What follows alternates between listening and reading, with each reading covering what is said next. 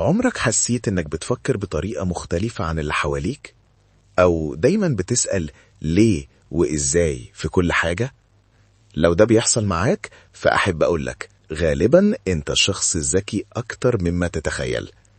وقبل ما نبدأ اعمل لايك واشترك في قناة كملها علشان توصلك كل الفيديوهات اللي تطورك وتغير حياتك للأحسن.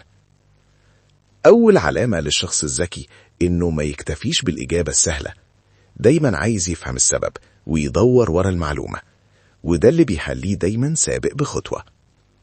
بتلاحظ تفاصيل غيرك مش بياخد باله منها، بتحلل المواقف من زاوية تانية، دي علامة قوية على ذكاء حقيقي مش مجرد حفظ معلومات. الشخص الذكي بيزهق من التكرار، يحب التغيير والتحديات الجديدة علشان دماغه يفضل نشيط ومركز.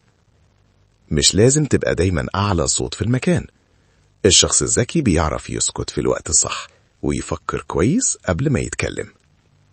لو بتستفيد من النقد بدل ما تزعل منه، أحب أقولك دي علامة نضج وذكاء عالي جدا. بتفهم مشاعرك وبتعرف تتعامل مع الناس من غير مشاكل كتير، ده نوع من أرقى أنواع الذكاء.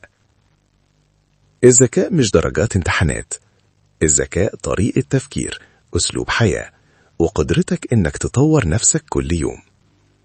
لو حسيت إن العلامات دي قريبة منك يبقى أنت في الطريق الصح.